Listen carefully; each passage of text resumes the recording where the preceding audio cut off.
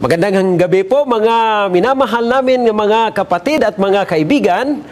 Narito na po tayo sa second to the last na ating topic sa ating series na creation series dito po sa ating health evangelism program.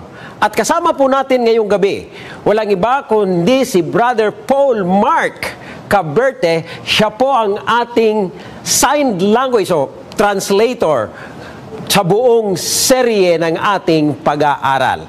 Ngayong gabi, mga kaibigan at minamahal na mga kapatid, katulad po ng dati, makikita po natin yung kalagayan ng ating sanlibutan. Makikita po natin na ang ginawa ng Diyos ay isang perfect world. Ngunit, something happened pagkatapos ng paglalang ng ating Panginoon. And in between, ito po ang nangyayari. Nakita na po natin kung paano ang tao nahulog sa kasalanan. At ngayon, nakita rin po natin ang plano ng ating Diyos upang kaniyang ibalik ang mga nawala doon sa orihinal na ginawa ng ating Diyos. Kaya ngayong gabi, pag-aaralan po natin ang topic na letter O, ibig sabihin, outlook. The practice of positive, happy attitude. Pero sa ating pagpapatuloy, makikita po natin ang magnanakaw na siyang kaaway ng ating Panginoon. Ang sabi po ng John chapter 10 verse 10, the thief does not come except to steal and to kill and to destroy. Datapwat ang ating Diyos na siya'y nagmamahal sa bawat isa sa atin. Ang sabi at wika po niya, I have come that they might have life and that they might have it more abundantly. Kaya nga ngayong gabi, titignan po natin yung tinatawag natin na outlook. Isang bata na ang kanyang pangalan si Mickey. Nung siya ay papunta sa eskwelahan, ito po ay second grade. And he was taking the bus to school when he scraped his arms doon sa metal na upuan ng school bus na kanyang sinakyan at nakita po niya na dumugo yung kanyang arm. So, pagdating niya sa eskwelahan, once he got to school, he was get clean up and went back to his classroom. Pagkatapos niyang hinugasan at lininisan yung kaniyang arm na naidugo, bumalik na siya doon sa kanyang classroom at padating doon sa classroom, merong tinanong ang kanyang teacher. At ang sabi ng teacher, nasaan yung assignment, yung papel na binigay ko sa iyo kahapon na kinakailangan mong isubmit ngayon? Ang nangyari kay nakalimutan niya yung papel, yung kanyang assignment na iwan sa kanilang bahay.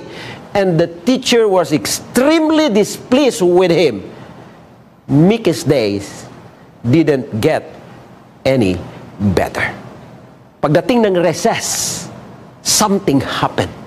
He was accidentally hit in the mouth at dalawang ngipin, 2 front teeth po ang natanggal sa kanya. And the thing went from bad to worse. At nung pauwi na ng hapon, he was running toward the bus. Siya ay nadulas doon sa yelo because it was winter time. Pagkadulas niya, bumagsak siya and nabali po yung kaniyang isang arm. The teacher called his daddy and they bring him to the hospital.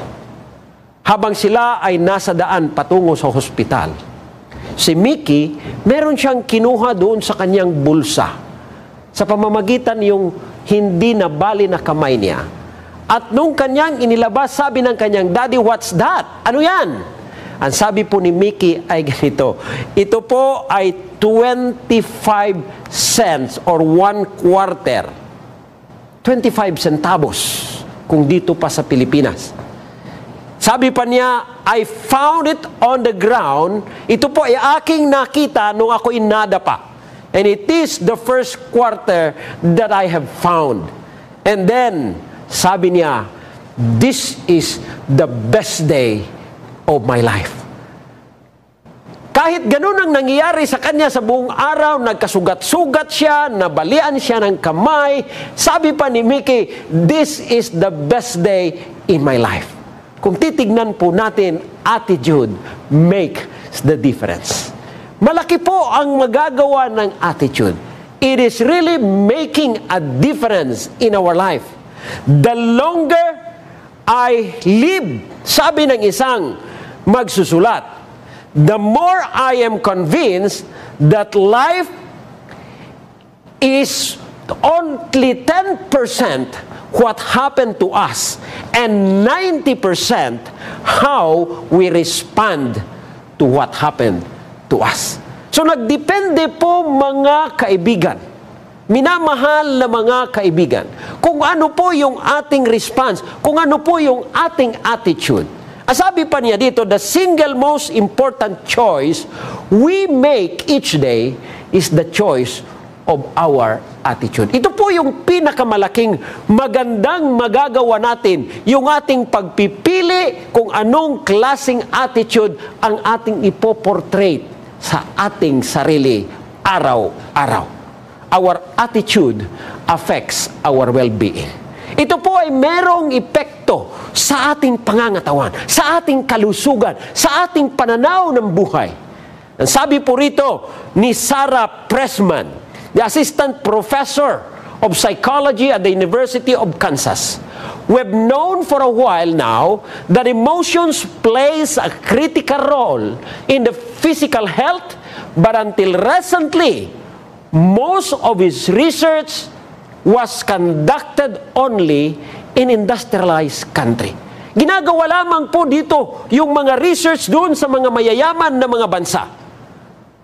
Kaya nga, ang sabi nila, hindi nila nalalaman, we couldn't know whether feelings like happiness or sadness matter to the health of people who have more pressing concern. Mga tao na maraming mga pangangailangan like getting enough food to eat and finding shelter, but we do not know. Ang sabi pa ni Pressman. At merong ginawang research. The new study reported by researchers from the University of Kansas has found that positive emotions are critical to maintain physical health to people worldwide, sa buong sanlibutan. Nakikita po mga minamahal na mga kaibigan, especially for those who are deeply impoverished, mga minamahal na mga kaibigan. Ang sabi pa niya rito ay ganito, hindi lamang po doon sa mga may problema o sa mga mayayaman. During the study, ang sabi rito, the researchers analyze the data from a Gallup World Poll sa buong mundo involving more than 150,000 adults. The participants reported their emotion and also answer question about whether their most basic needs like food, shelter, personal safety were adequately met. The result of the study showed that positive emotions such as happiness, contentment are unmistakably linked to better health even when taking into account a lack of basic needs. Kahit pa nasa mahirap na kalagayan, ang emotion o ang positive emotion na kaligayahan at being content sa ating sitwasyon, ito po'y nagbibigay ng magandang resulta sa ating kalusugan. And it is established fact that negative emotions such as worry and sadness were a reliable predictor of worse health. Kung tayo po ay palaging nagwo-worry, palagi po tayong sad sa ating buhay, it will bring us into a bad health. Hindi po magandang pangangatawan. The world-famous Mayo Clinic encourages its patients to practice positive thinking. At meron po akong naalala na 2 pasyente sa isang hospital. Yung isang pasyente ay dito siya nakahiga malapit sa bintana. Ang isang pasyente ay narito malayo sa bintana. And every day, the patient near the window ay palaging tumitingin doon sa labas at kanyang dinidescribe kung ano ang kanyang nakikita. At yung nasa malayo sa bintana, nag-i-imagine yung dinidescribe ng kanyang kasama at nai-imagine niya yung mga senaryo na sinasabi doon. Until one day, yung nasa malapit sa bintana na pasyente, sabi po niya ay napakagandang umaga. Sabi po niya, napakaraming mga batang naglalaro at napakasaya nila. Meron pang parade na nakikita. Napakasaya ang mga tao. Tuwang-tuwa yung pasyenteng malayo sa bintana. Imagining those scenarios. At ang sabi nung nasa malayo sa bintana, sabi niya, sana makita ko rin yung kanyang nakikita. And then one day something bad happened. Ang pasyenteng nasa malapit sa bintana came to an end. Namatay po siya. And when he passed away, yung pasyenteng malayo sa bintana nag-request doon sa nurse na kung pwede ba siyang ilipat doon sa bintana. Para makita niya yung nakikita ng kanyang kasama na dinidescribe ng kanyang kasama. And you know what? Paglipat sa kanya doon sa bintana. Pagtingin niya doon sa bintana, wala siyang ibang nakita kung hindi pader. Walang park, walang mga bata, walang mga tao na nakikita doon sa bintana. At sabi niya doon sa nurse, how come? Yung pasyenteng kasama ko na namatay, ay napakaganda yung kanyang nakikita rito. Sabi nung nurse, sir, hindi po yun nakakakita dahil yung pasyenteng yun ay isang bulag. Brethren, minamahal ng mga kaibigan, dahil doon sa positive na naririnig nung pasyenteng malayo sa bintana, he was encouraged and he got better and better hanggang siya ay gumaling at nakalabas sa hospital. Kung titignan po natin, result of positive thinking include decreased negative stress, greater resistance to catching the common cold, a sense of well-being and improved health, reduced risk of coronary artery disease, easier breathing in such lung diseases as emphysema, improved coping ability for women with high-risk pregnancy, and better coping skills during hardship. Makita po natin ang sabi ni Dr. Carol Riff, psychology professor of the University of Wisconsin. Ganito po ang kanyang sinasabi. There is a science that is emerging that says a positive attitude isn't just a state of mind. It also has a linkage into what's going on in the brain and in the body. So makita po natin kung ano ang idinudulot yung positive attitude sa ating buhay at sa ating pangangatawan. There are multiple studies shows a variety of health benefit from keeping a positive outlook in our life. The linkage between depression and disease is well established and well known. And a study published in November 2008 from the University of Maryland, researchers showed that the first time that listening to a joyful music keeps blood vessel healthy. Wow! Makinig lang po tayo ng mga music na mga makakapagbigay ng kaligayahan at katuwaan, kasiyahan sa bawat isa sa atin. Sabi pa ni Michael Miller, Director of Preventive Cardiology at the University of Maryland Medical Center and Associate Professor of Medicine at the University of Maryland School of Medicine, ganito po ang kanyang sinasabi, the emotional component may be an endorphin-mediated effect. Ang endorphin po ay isang It acts as an analgesic, which means they diminish the perception of pain. Ganun po ang reaksyon ng endorphins sa ating katawan. At itong mga endorphins na ito, they also act as sedatives. And they are manufactured in the brain, in the spinal cord, and many other parts of our body. At ito ay inire-release in response to the brain chemical na tinatawag neurotransmitter.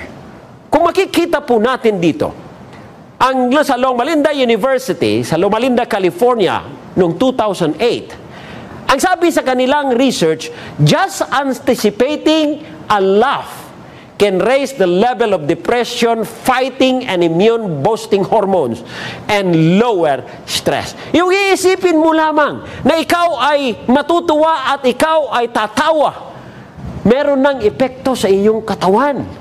Kaya nga't sabi ng isang magsusulat sa Jewish Proverbs, ang sabi po nila ay ganito, "Blessed are the flexible, for they shall not be broken." Mapalad daw po yung mga flexible dahil hindi po sila mababali. Kaya sabi ng banal na Biblia, kung titignan po natin the Bible in Proverbs chapter 17, verse 22, ganito po ang sinasabi, "A merry heart does good like a medicine." Ang masayahing puso, mga minamahal na mga kaibigan, ay parang medisina ang epekto sa ating katawan. Kaya nga, gratitude and thanksgiving in all of life circumstances, kahit ano po ang ating nararanasan, are the two and the most powerful health-giving emotion. Sabi ng isang doktor, patungkol sa gratitude and thanksgiving, sabi po niya, gratitude is the most positive word. And revenge is the most negative word. So makikita po natin na ang Romans chapter 8 sa banal na kasulatan, ganito po ang sinasabi. Romans chapter 8 verse 28. "And we know that all things work together for good to them that love God and to them who are called according to His purpose." Wow! Ito po ang sabi ng ating Panginoon. One day, merong isang sumakay ng bus. At ginawa niya itong poem. Ang sabi po niya ay ganito, "Today upon a bus, I saw a lovely maid with a golden hair. I envied her. She seemed so happy, and how I wish I were so fair. When suddenly she rose to leave, I saw her hobble down the aisle. She had one foot and wore a crutch. But as she passed a smile, oh God, forgive me when I whine. I have 2 feet and the world is mine. And when I stopped to buy some sweet, the lad who served me had such charm. He seemed to radiance good cheer. His manner was so kind and warm. I said, it's nice to deal with you. Such courtesy I seldom find. He turned and said, oh, thank you, sir. And then I saw that he was blind. Oh God, forgive me when I whine. I have 2 eyes and the world is mine. Then when I'm walking down the street, I saw a child with eyes of blue. He stood and watched the others play. It seemed he knew not what to do. I stopped a moment, then I said, why don't you join the others, dear? He looked at ahead without a word, and then I knew he couldn't hear. Oh God, forgive me when I whine. I have 2 ears, and the world is mine. Mga minamahal na mga kaibigan, lahat ng pangyayari sa ating buhay, mayroong purpose ang ating Panginoon. Meron siyang purpose kung bakit ito ay kanyang pinapayagan. Kaya nga ang Ephesians chapter 5 verse 20, ganito po ang kanyang sinasabi, giving thanks always for all the things God the Father in the name of our Lord Jesus Christ. So let us give thanks. Ito po ang wika ng banal na kasulatan. In giving thanks to God, means accepting Him. Kung gusto po natin pasalamatan ang ating Diyos, kung gusto po natin ibigay ang ating papuri, ibigay yung ating pag-recognize sa Kanya, sa lahat ng Kanyang mga mabuting ginawa sa ating buhay, there is only one thing na pwede nating gawin to show Him how we thank and appreciate Him. It is by accepting Him as our personal Savior, as our friend and the Lord in our life.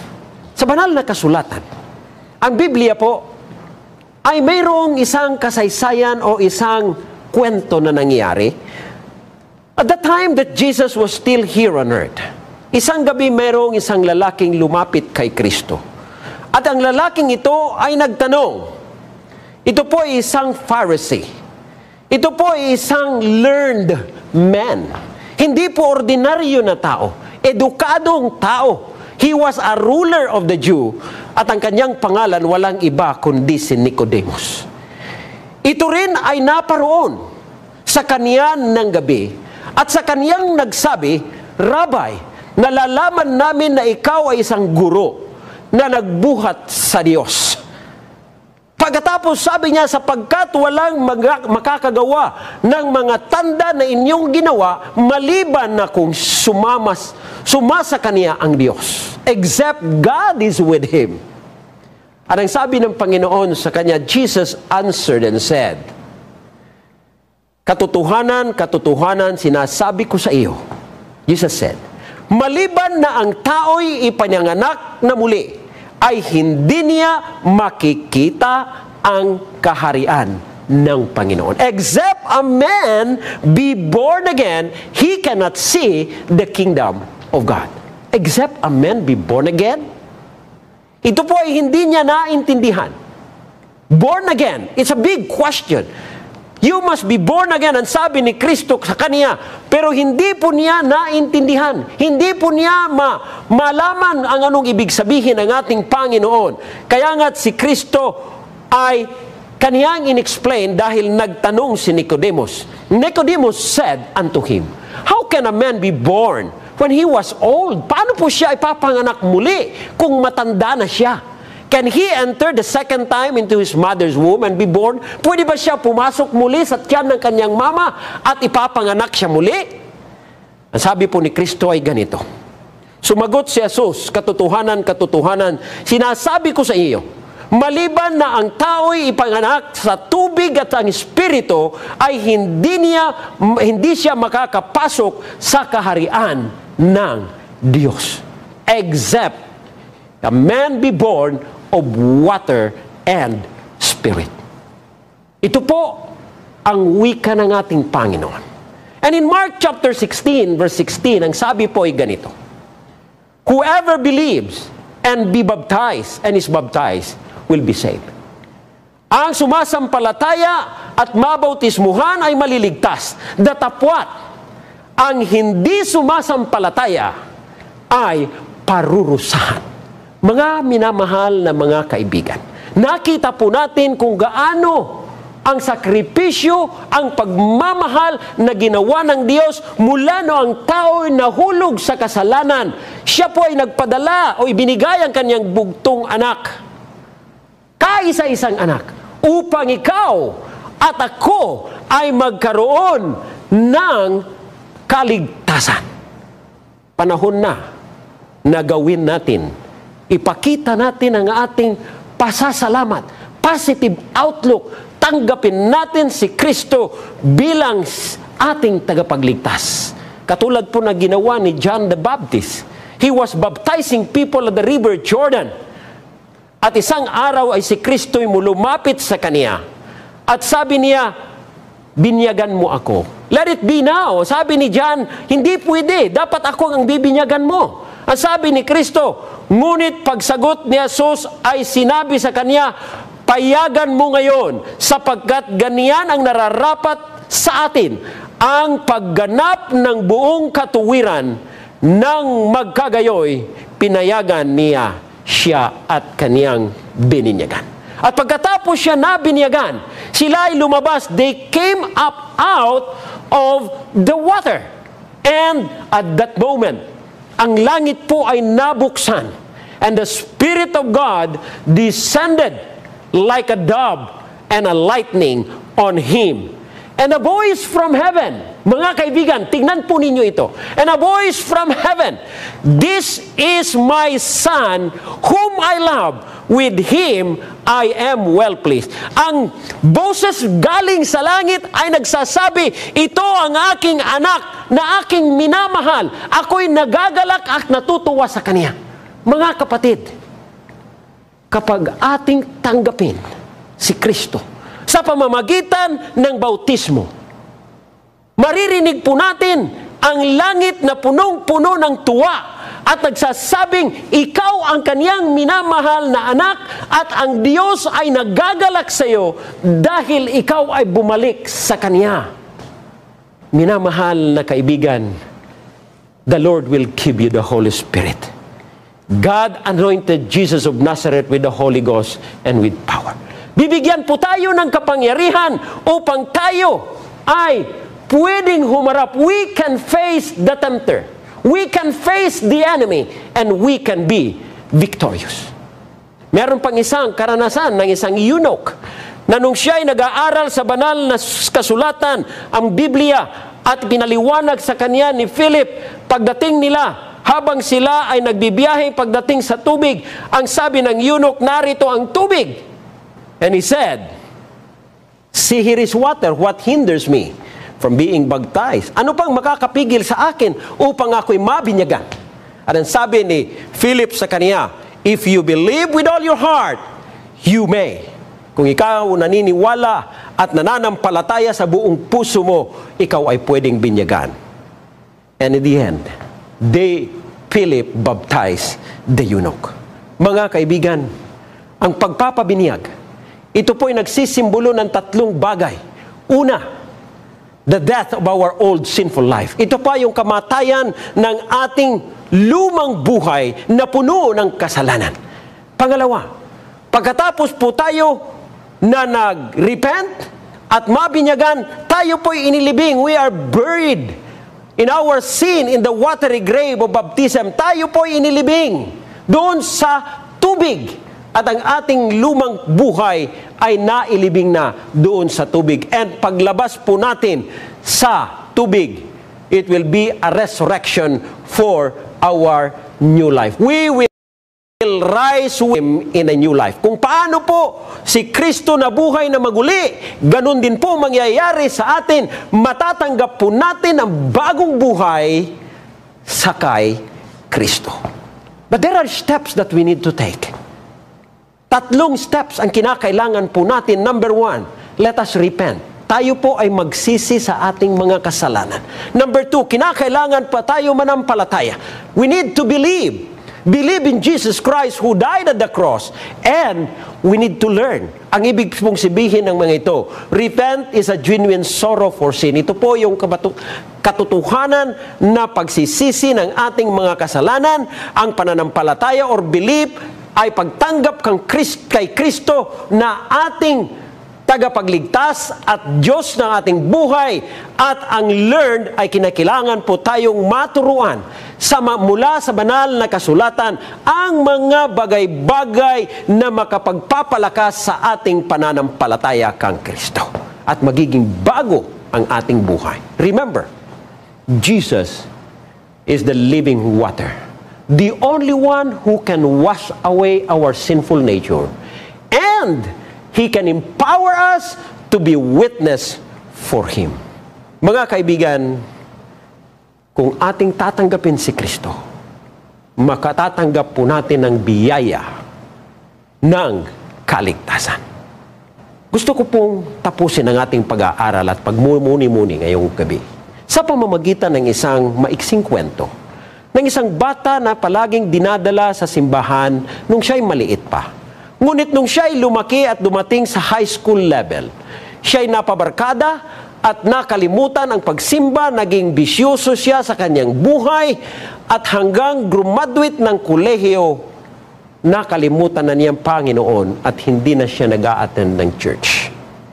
But one night, as he was sleeping in the dormitory of the school where he was teaching, hindi siya makatulog. Dumating na ng alauna na madaling araw, hindi pa rin siya nakatulog. At sabi niya, ano kayang problema ko? Ba't hindi ako makatulog? Dahil swimming instructor siya, sabi niya sa kanyang sarili, siguro maganda pa pupunta ako sa swimming pool at magsuswimming para mapapagod yung aking katawan at ako ay makakatulog.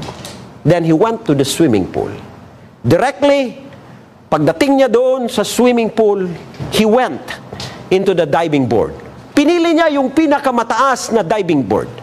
Pagdating po niya doon, sabi niya, maganda mag-dive muna ako para mabigla na magising yung aking katawan at mapagod ako at makakatulog ako pagbalik ko doon sa aking kwarto.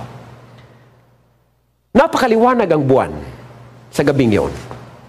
At nung siya'y tumayo doon sa edge ng diving board at kanyang itinaas yung kanyang dalawang kamay, yung kanyang shadow ay naroon, nag-reflect doon sa baba sa swimming pool at ang forma po ay isang forma ng cross. Pagkakita niya, parang nag-flashback doon sa kanyang isipan ang mga nangyari at ang mga ginagawa ng kaniyang mama at kaniyang papa na dinadala sa church, na alaala niya yung mga kanta, yung mga story na binibigay sa kanya nung siya'y maliit pa. At sabi niya, Panginoon, patawarin niyo po ako. Nakalimutan ko na kayo sa aking buhay. Hindi na siya nagpatuloy ng pag-dive. Bumaba siya doon sa diving board, pumunta siya doon sa tabi sa kiliran o sa tabi ng swimming pool. At doon siya lumuhod at nanalangin, humingi ng kapatawaran. At para bagay, merong peace na pumasok sa kaniyang buhay. At that moment, he has that peace, inner peace. At pagkatapos siya nanalangin, sabi niya, narito naman lang ako, mag-swimming na lang ako. So nung siya'y bumaba doon sa hagdan ng swimming pool, doon sa hagdanan, doon sa pababa, yung first step pababa, nagtataka siya bakit walang tubig. Yung second step, wala pa ring tubig. Third step, wala pa ring tubig. Dumating na siya sa flooring, walang tubig. And he came to realize that they drained the water of the swimming pool. It is because they cleaned the swimming pool at that day. Kung hindi pa sa cross na kanyang nakita, siguro that was the last moment of his life. And in that moment, kanyang in-reach out yung kanyang kamay sa ating Panginoon. And he said, Lord, forgive me. Accept me as your son. At kanyang tinanggap. Pamamagitan ng positive outlook sa kanyang buhay, nakita niya ang Diyos na kanyang tagapagligtas. At kanyang tinanggap muli si Kristo at nagkaroon siya ng bagong buhay. Minamahal na kapatid, minamahal na kaibigan, bago po tayo magtapos, gusto ko pong iwanan sa inyo ang isang katanungan. Tatanggapin mo ba si Kristo na inyong tagapagligtas at kaibigan sa inyong buhay? Pagpapakita ng inyong pagpapasalamat, pagpapakita ng inyong gratitude and thanksgiving sa Kanya, sa lahat ng Kanyang ginawa sa ating buhay, pagbigay sa atin ng pangangailangan nating araw-araw. Do you accept Him as your friend, as your Savior, and as your Lord? Saan man po kayo naroroon, ako ay mag-i-invite sa inyo sa pamamagitan ng isang prayer. Let us pray. Heavenly Father, thank you for all the good things you have done to us. We are not worthy, but you love us so much. You give your Son to die in our place. Lord, accept us as we are. Help us to accept you as our personal Savior. Thank you for your love and your care. In Jesus' name, Amen.